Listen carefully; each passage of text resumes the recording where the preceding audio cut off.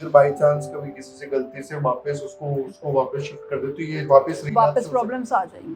तो वो सीधा सीधा आपके यहाँ फैमिली मेंबर्स में ब्रेन स्ट्रोक की प्रॉब्लम को क्रिएट करता है।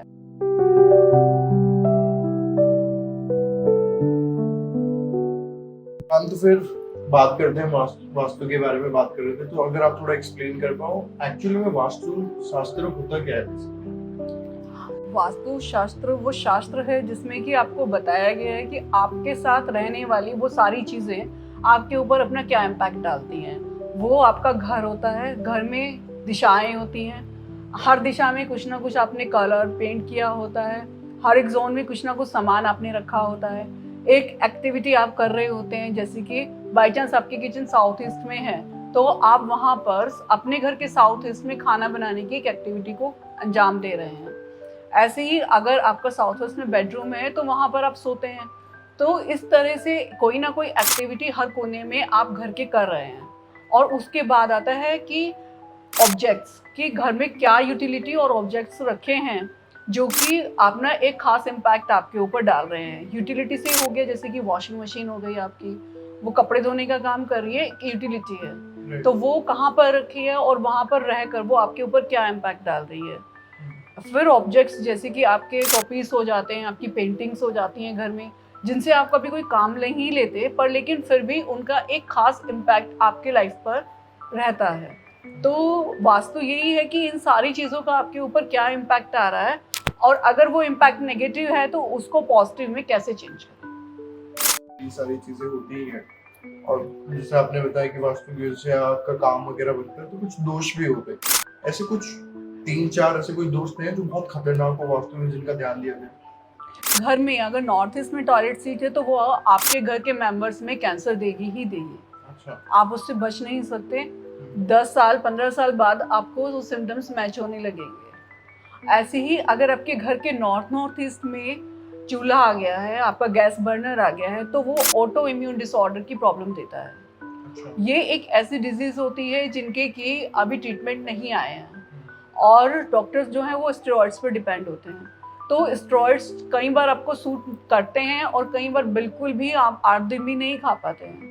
तो ऐसी स्थिति में जब तक आप अपने घर पर काम नहीं करेंगे आप इस बीमारी से बाहर नहीं आ सकते। और तीसरा दोष है कि आपके घर के नॉर्थ ईस्ट में अगर गैस बर्नर आ रहा है तो वो सीधा सीधा आपके यहाँ फैमिली मेंबर्स में ब्रेन स्ट्रोक की प्रॉब्लम को क्रिएट करता है, जो कि हम अक्सर आजकल आसपास बहुत ज़्यादा देख रहे हैं कि पर्सन बिल्कुल ठीक है, फिट है और फिर भी एकदम से उसको ब्रेन स्ट्रोक आया और बहुत बुरी हालत हो गई। तो वो उनके घर के नॉर्थ ईस्ट के गैस बर्नर की वजह से आता है, या तो फिर नॉर्थ ईस्ट में कुछ भी फायर एलिमेंट रखा हो। मैम ये जो दोष होते हैं इनका सिंपल सोल्यूशन फिर यही है कि इसको यहाँ से हटा के कहीं और किया जाए? जी, या तो उनके कलर्स चेंज कर दिए जाए, बर्नर है तो उसको शिफ्ट किया जाए। अच्छा। और कोई सॉल्यूशन नहीं है। आप किसी भी डॉक्टर के पास चले जाइए, तब तक आपको दवाइयाँ नहीं लगेंगी जब तक आपने अपने घर पे काम नहीं किया होगा।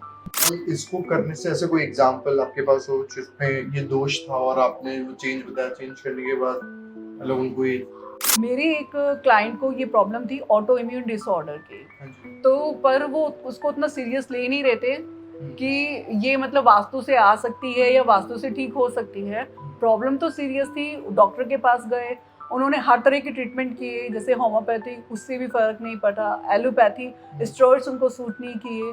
फिर वापस वो आयुर्वेदिक दवाइयों में गए, लेकिन वो उनके साथ क्या हो रहा था कि अगर वो थोड़ा बहुत ठीक हो रहे थे तो हर 6 महीने के बाद वो फिर से बैक मार जाता था। अच्छा। और वापस वहीं पहुंच जाते थे जहाँ पर पहले थे। तो जब मैंने उनका घर देखा तो उनके घर के नॉर्थ ईस्ट डायरेक्शन में उनके घर का चूल्हा आया हुआ था, जो कि ऑटो इम्यून डिसऑर्डर की प्रॉब्लम्स को देता है। मैंने उनका चूल्हा शिफ्ट कराया, विद इन 6 मंथ उनको अब वो प्रॉब्लम नहीं है और वो ही दवाइयाँ जो वो ले रहे थे वो ही उनको अब रिजल्ट दे रही हैं और वो अब उससे बाहर है। मैम वैसे ये जो दोष है और जो इसका जो सॉल्यूशंस आप लोग जो देते हो, ये अगर बाय चांस कभी किसी से गलती से वापस उसको उसको वापस शिफ्ट कर दे तो ये वापस प्रॉब्लम्स आ जाएंगी, वापस वापस आ जाएंगे, क्योंकि आपने फिर वही चीज़ को एक्टिवेट कर दिया जो आपको नहीं करनी चाहिए थी। तो रिजल्ट्स भी आपके फिर चेंज हो जाएंगे। इसका रीजन क्या होता है मैम ये दोष होने का? और रीज़न यही है कि जैसे क्या होता है कि घर में ना हमारे साथ 45 देवतास रहते हैं। हाँ जी। हर देवता की अपनी एक एनर्जी है। राइट। किसी को अग्नि पसंद है, कोई अग्निदेव है, तो कोई वायुदेव है, तो कहीं इंद्र भी हैं, वरुण भी हैं। जी। तो अगर हम वरुण के स्थान पर अग्नि रख देंगे तो उनके लिए तो बहुत ज़्यादा पनिशिंग हो जाएगी, क्योंकि उनका एंटी एलिमेंट आ जाएगा वहाँ पर। जी। तो फिर क्या होगा कि वो जो देवता हैं और जो हमें कुछ देने बैठे थे, देवता क्या होते हैं जो हमें देते हैं, राइट। और वो असुर में चेंज हो जाते हैं। जी। तो जब वो आसुरी हो जाते हैं तो हमारे अंदर भी वही चेंजेस आने लगते हैं। या तो हम गुस्सा करने लगेंगे, या तो हमें कोई ना कोई इस तरह की प्रॉब्लम्स, बीमारी हो जाएंगी कि हम अपनी जो बॉडी की स्ट्रेंथ है उसको खोने लगेंगे। फिर क्या हो रहा है कि लोग, अंबानी की शादी हुई है तो अगर उसमें कुछ भी प्रॉब्लम हुई है तो वो ऑटोमेटिकली बता पा रहे हैं कि इसे इन्होंने कलर ये वाला यूज कर लिया, हरा यूज कर लिया, वो यूज कर लिया। तो ऐसा कुछ नहीं होता वास्तु में। नहीं, शादी में हम कलर्स को इतना इम्पोर्टेंस नहीं देते, क्योंकि शादी में ऑलमोस्ट सभी कलर यूज होते हैं, तो वो कहीं ना कहीं एक दूसरे से बैलेंस हो जाता है। मतलब जो वो लोग कर रहे हैं बेसिकली वो सिर्फ एक हाइप क्रिएट करने के लिए आपको एक टॉपिक चाहिए अंबानी पे बोलने के लिए, क्योंकि फिर आपकी रील जो है वो वायरल होएगी, इसलिए। तो इसकी वजह से ये सारी चीजें होती हैं। अदरवाइज कोई मतलब आपको लग रहा है रिलायंस के शेयर नीचे आए हैं? सही बात है। तो मैम ऐसे, क्योंकि मैं आपको इसलिए भी पूछ रहा हूँ क्योंकि कलर्स का अभी हमारे साथ रिसेंटली हुआ था कि हमारे कोई क्लाइंट आए और वो हमारे साथ बैठे और हमारे एमओयू वगैरह साइन हो गया था, सब कुछ हो गया था, तो हमने उनको पेन दिया।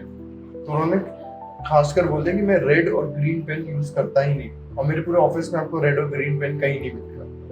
और फिर हमने पूछा भी कि मतलब क्या है उसका रीजन। उसने कहा नहीं बस कुछ है रीजन, मेरे उन्होंने पंडितों ने बताया हुआ है कि ये कलर्स यूज नहीं करने चाहिए, तो फिर मेरा कुछ प्रॉस्पेरिटी में चलता है। तो हम ये किस हद तक सच है बात, क्या इसका वास्तु से भी कुछ लेना देना है, उनके हॉरोस्कोप से क्या लेना देना है, और ऐसा कुछ होता भी है करना कि कलर उसका पेन यूज करने तक, मतलब इतनी छोटी छोटी डिटेल पे भी बात करने पे मतलब उनको इफेक्ट पड़ रहा हो सकता है कि उनके 8th हाउस में बुध और मंगल बैठे हों, जो कि अगर वो रेड और ग्रीन कलर का पेन यूज करेंगे तो वो प्लैनेट्स एक्टिवेट हो जाएंगे। तो किसी ने उनको बताया हो कि आप ये पेन को अवॉइड करें, क्योंकि जितना आप ये पेन यूज करेंगे ये प्लैनेट एक्टिवेट होकर आपके लिए प्रॉब्लम्स क्रिएट करेंगे। देखिए बहुत चीजें हैं, बहुत तरह से हम वास्तु को देख सकते हैं। वास्तु मैं कहती हूँ खाली दिशाओं का है ही नहीं, वो रंगों का भी है, सामान के लिए भी है, आपके हॉरोस्कोप से मिलाकर देखा जाता है, फिर 45 देवताज आ जाते हैं, उनकी एनर्जीज को मैच करना होता है, बहुत कुछ है। उसके बाद आता है कि आपकी सोच क्या है, आपकी सोच से क्या काम करना चाह रहे हैं, उसकी क्या एनर्जी आपको मिलेगी। आपकी एक सोच भी पॉजिटिव होना बहुत ज़रूरी है। तो इसीलिए हम महावास्तु से हैं कि हम सारे ही एस्पेक्ट को देख के चलते हैं, खाली ये नहीं कि दिशाएं दिशाएं देख ली। कोई भी एक फील्ड नहीं रह जाए कि जो आपके ऊपर काम कर रही है और हमने उसको ध्यान ना दिया हो। तो मैम वैसे इसका जन्म कहाँ से हुआ, कहाँ से हमें वास्तु के बारे में पता चला? वास्तु वेदों से आया है। अब वास्तु की जो स्टोरी है वास्तु पुरुष की, वो ये है कि जब एक बार भगवान शिव और अंधकासुर की लड़ाई हो रही थी, तो भगवान शिव के पसीनों से एक दैत्य पुरुष का जन्म हुआ। अब देवता उसे सोच रहे थे कि ये दानव है, और दानव सोच रहे थे ये देवता है, पर कोई भी उनको अपनी उसमें लेने के लिए रेडी नहीं था। सब इधर उधर पुश कर रहे थे।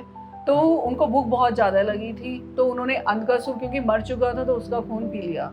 उसके बाद उनको फिर भी उनकी भूख नहीं शांत हुई, तो वो ध्यान में बैठ गए, भगवान शिव का ध्यान करने लगे कि मुझे बहुत भूख लगी है, आप बताओ मैं क्या करूं, और मुझे वो पावर दो कि मैं तीनों लोगों को ग्रस लूं।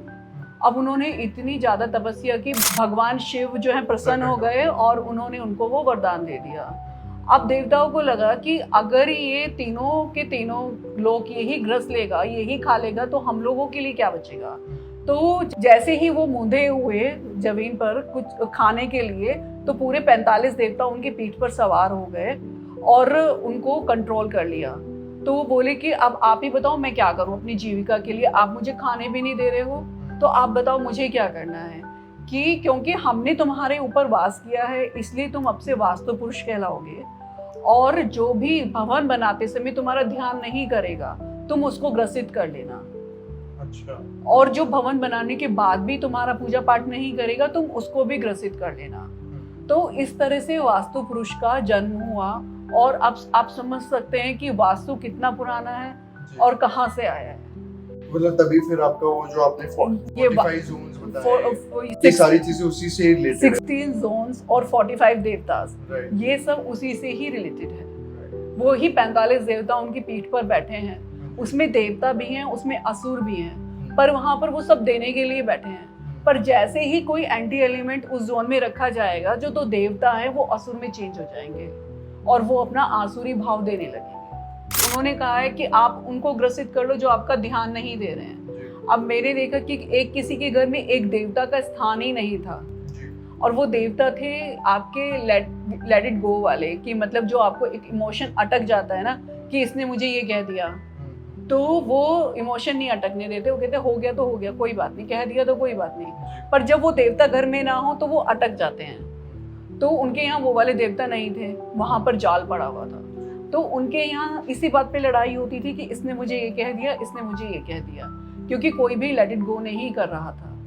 तो इसलिए कहा गया है कि अगर तुम्हारा ध्यान ना रखें, यानी कि उन्होंने उन देवता का ध्यान नहीं रखा, तो आप उनको ग्रसित कर लेना। ग्रसित कैसे कर रहे हैं? आपस में ही लड़ रहे हैं, वो एनर्जी ही वैसी आ गई है, तो उनकी क्या सुख शांति सब खत्म हो जाती है। सही बात है जी, thank you so much ma'am, आप आए और आपने इतनी सारी चीजें बताई थैंक यू सो हमारे मच। को, और वास्तु के बारे में हमारे भी बहुत सारी चीजों के बारे में आपने मतलब अवेयर किया हम लोग को।